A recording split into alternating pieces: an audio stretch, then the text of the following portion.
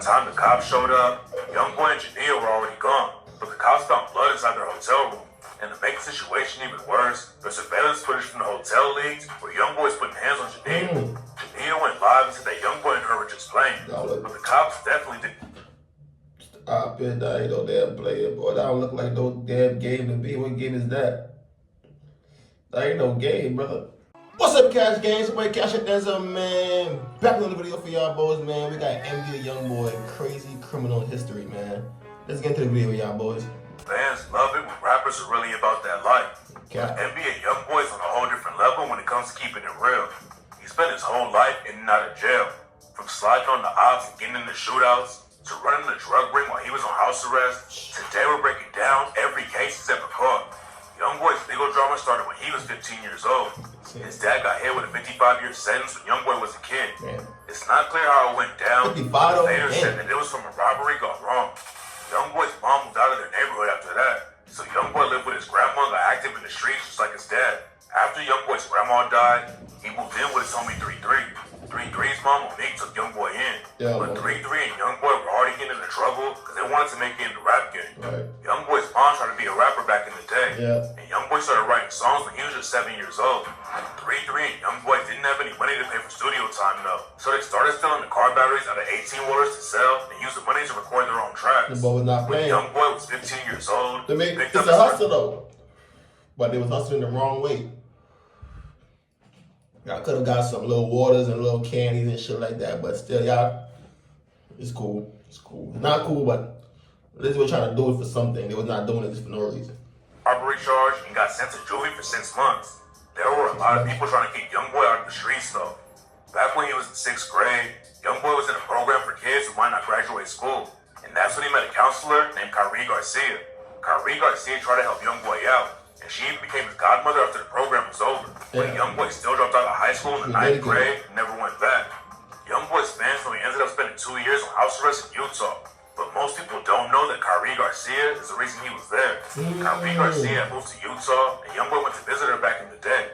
It was the first time he'd ever been on a plane or even left the South.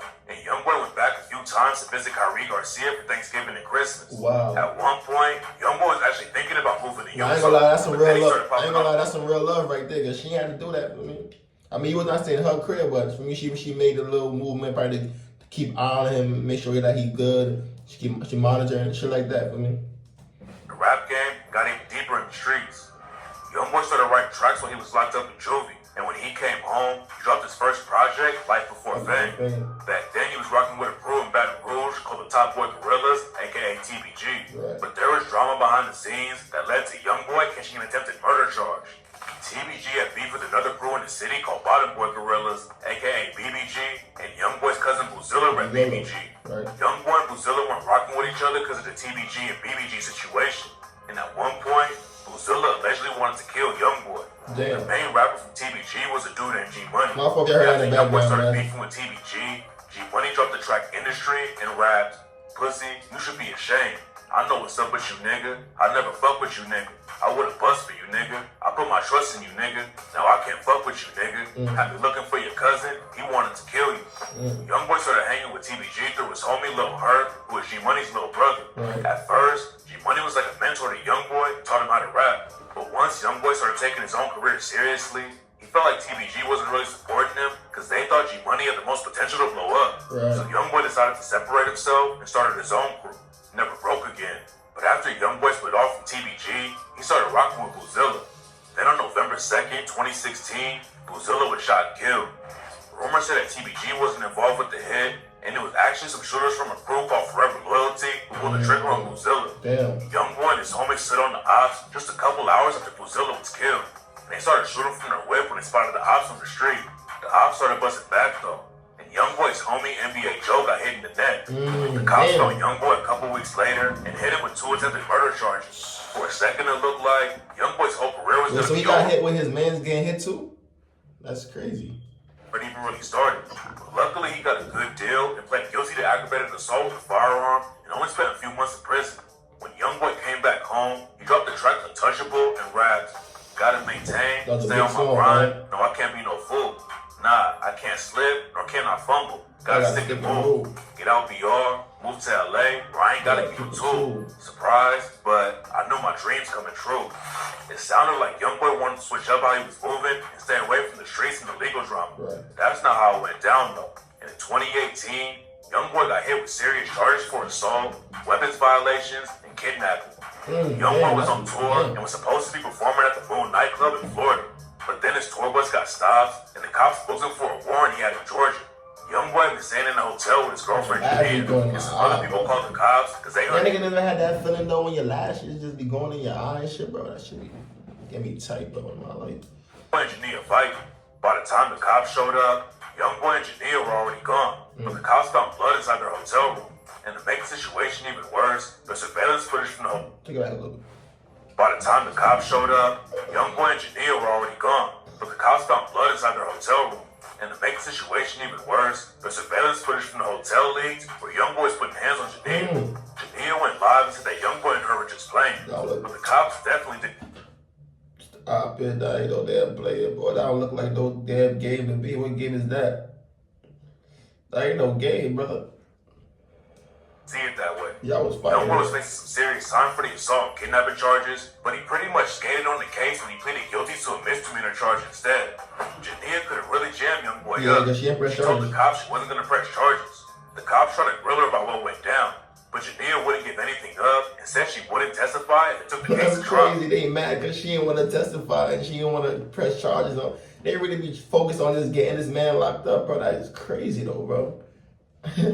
Without Janine's testimony, the prosecutors didn't really have a case. So YoungBoy got off with just 12 months of probation and anger management classes. Just a few days before YoungBoy got hit with a year of probation, a judge in Baton Rouge ended YoungBoy's probation for the aggravated assault with the firearm case he caught when he was sliding for Brazil. YoungBoy was all over the headlines for the wrong reasons. And in March 2019, the news broke that he was being sued by one of his bodyguards. In December 2018, NBA YoungBoy and his homie Quando Rondo at a show in South Carolina in Atlanta. I know y'all boys remember this right here, bro. These dudes jumped the security, bro. Usually trying to snatch YoungBoy's chain. The people who managed the place took YoungBoy, Quando Rondo, and the rest of the team backstage to make sure there wasn't any drama. But then the situation got way crazy. According to reports, Quando and YoungBoy wanted the bodyguard to go back on stage and put hands on the fan and try to snatch YoungBoy's chain. The bodyguard knew it was a bad idea and told him no. And that's when Quando and YoungBoy allegedly jumped the dude. A video leaked where YoungBoy and Quando were attacking somebody backstage at the show. But it was never confirmed if it was the same situation or not. The bodyguard said that he had a cracked tooth, bloody face, and injuries to his reputation after YoungBoy and Quando Rondo put hands on him. But it's not clear how the lawsuit actually turned out. YoungBoy didn't face any jail time for putting hands on the bodyguard. But just a few months later, his ops from Baton Rouge almost took YoungBoy out. While YoungBoy was blowing up in the rap game, the beef in Baton Rouge just kept getting crazy. G-Money was shot and killed, and YoungBoy's homie Lil Pap went down for the hit. Then TBG clapped back and allegedly killed YoungBoy's manager, Big Dumb. Boulevard Quick and Lil Yoshi were allegedly the ones who pulled the trigger on Big Dumb. And their homie Fredo Bang took shots at Big Dumb. I think Yoshi got killed too. I smoked when he raps. Yeah, I put a nigga on his back. Heard me? You know I'm smoking on the fat nigga. You understand me? And we ain't dumping no ashes. You heard me? Then Boulevard Quick got shot and killed. And YoungBoy dissed him when he dropped the track Uncharted Love and raps. Do the dirty work and fucking Timbs. We'll leave the mark above the rim. You was like my brother. Why the fuck you cross that line? Blew that fat bitch mine before he tried. Not an army bigger that won't slay me, yo high. Guns to your head, we let that smoke float to the sky. Boulevard Quick getting killed like that was a big loss for TBG. And his homie Lil Yoshi tried to clap back at NBA YoungBoy. YoungBoy was in Miami for rolling out. He let the ops know where he was and said, "You can be anything. We gonna put that iron on you." Lil Yoshi and some other shooters put up to YoungBoy's hotel and started shooting when they spotted YoungBoy outside. YoungBoy's side started busting back. And an innocent dude tragically got caught up in a situation and died. Seeing an innocent dude die like that had a big impact on YoungBoy. And after it went down, he said, "I wish they would have gotten me, not him." YoungBoy was originally charged for the shooting, and the situation was looking bad for him. But then the charges got dropped. YoungBoy was still on probation. But that ain't his fault. That his ops came to try to unalive him, go into a show. How y'all like to be here for what? What I do? Down though. And he violated his parole because he was hanging out with his homies Ben Fields and Boomer. According to the judge, Van Fields and Boomer were both involved for the drive-by shooting YoungBoy got booked for in 2016, and he wasn't supposed to be around them while he was on probation. YoungBoy was originally facing 10 years in prison, but luckily he got off easy and only had to spend 90 days in jail and then go on house arrest. Fans were hoping YoungBoy was going to switch up how he moved because he was always getting caught up in some wild drama. But that's not how it went down. And just a few months later, he caught the most serious charge of his life. In September 2020, YoungBoy was shooting a music video and someone called the cops and said that YoungBoy and his crew were waving guns around. The cops raided the spot where they were shooting the video and found a bunch of drugs and guns. When the cops showed up, everyone started running and trying to hide behind cars. Police searched a few vehicles at the scene and found some weed and Xanax pills packed in plastic bags, along with digital scales. They also found tons of handguns and rifles, including an AK-47. Some of the dudes they arrested were also carrying large amounts of cash, including YoungBoy, who had $47,000 cash on him when they arrested him. YoungBoy and 15 other people all got booked, but YoungBoy bonded out fast. YoungBoy was supposed to stay in Louisiana while he was on bail, but instead, he did the race and went to Los Angeles. The cops tracked him down and tried to pull him over. And that's when YoungBoy hopped out and ran away on foot.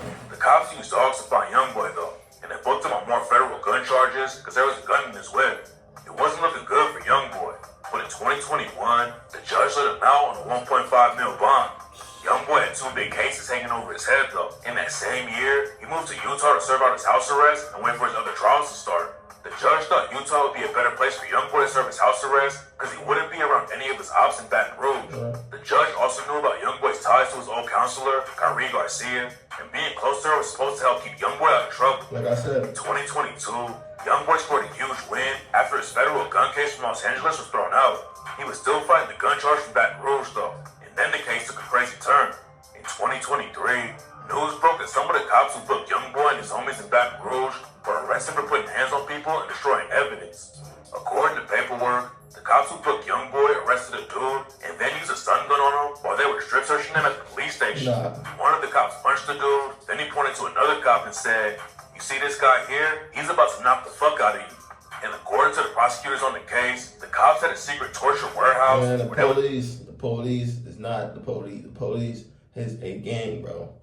Y'all need to stop saying the police is like they're just regular people are just doing their job and stopping crime the right way. No, they're dirty as shit, just like street niggas, dirty as hell, bro. I'm 100% sure when these dudes be doing this big gangbusters, bro, when they be getting hundred thousands of dollars and meth and all that, bro, I know these dudes be taking the money some of that money home. I know they be taking some of that money home for sure. Yeah, they might give some to the thing for all that. Yeah, when they go on the news and show the money that they find, but I know they taking some of that cash, bro. People to beat, sexually abused, and illegally strip search them. The cops are also accused of destroying evidence to hide what they were doing, and a lot of people thought YoungBoy might catch a break in his case since he was booked by a bunch of dirty cops. Unfortunately, that's not what happened though, and YoungBoy was kept locked up in Utah for years.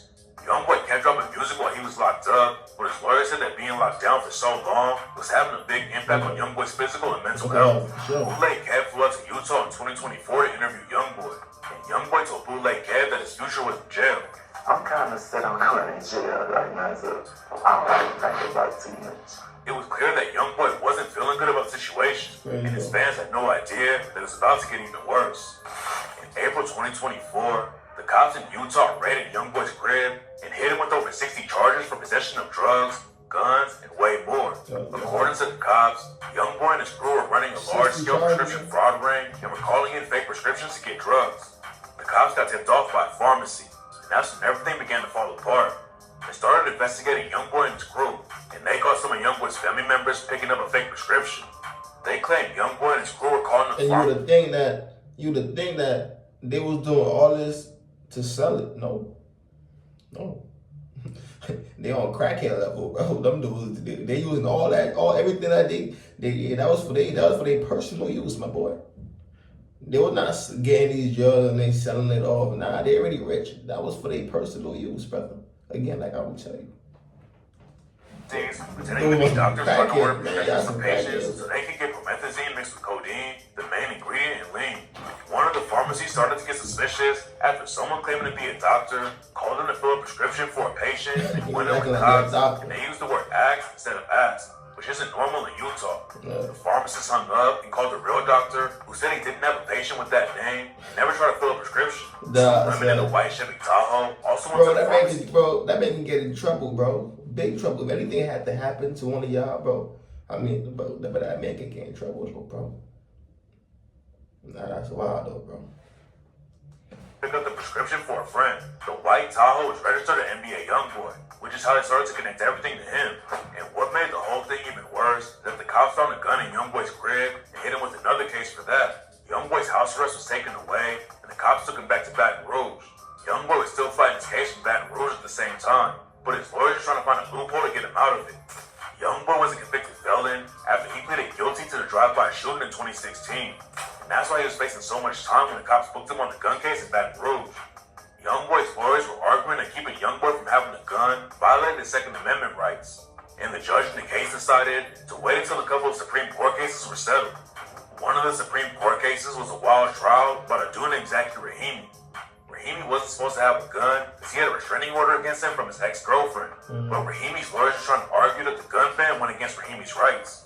Back in 2019, Rahimi put hands on his girlfriend in the middle of a parking lot. Somebody saw it happen. So Rahimi pulled out a gun and started shooting at the witness. What? A few months later... He did what?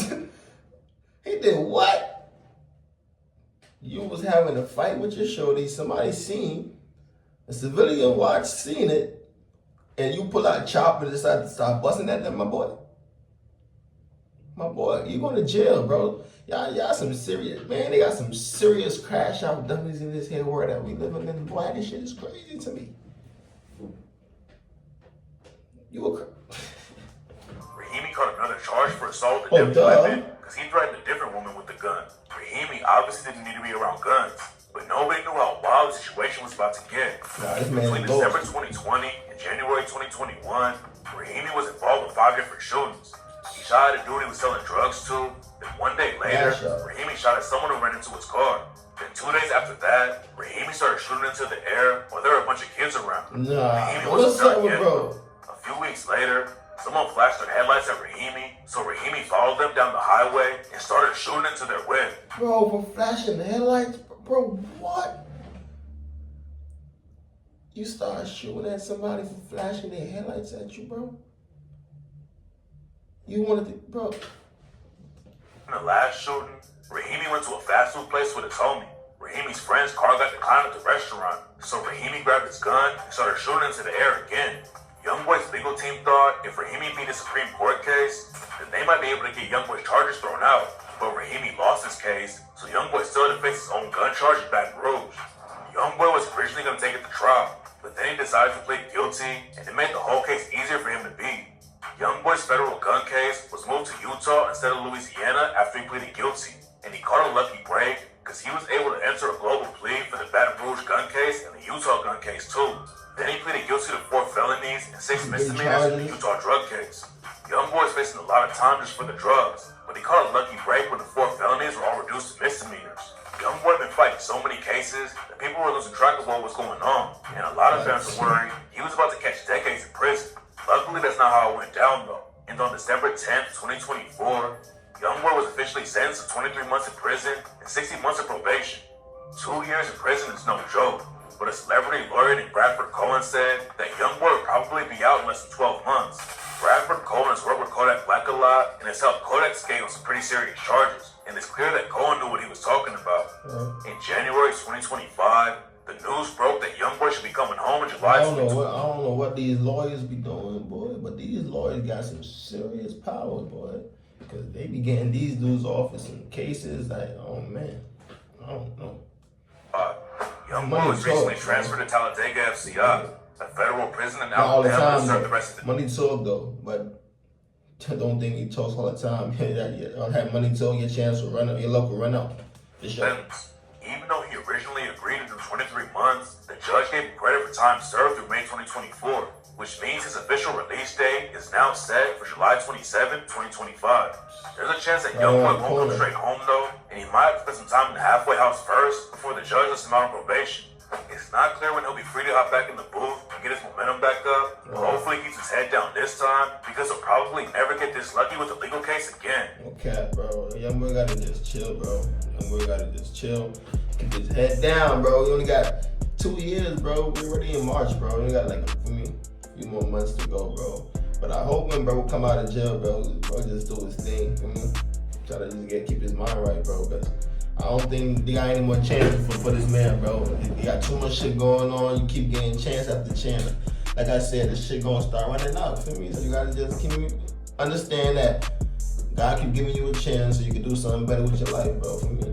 So do that, bro. But that's that video, man. You know how your boys feel about this video in the comment section, man. You know where to find us, man. The grind don't stop, never gonna stop. I'm out of here.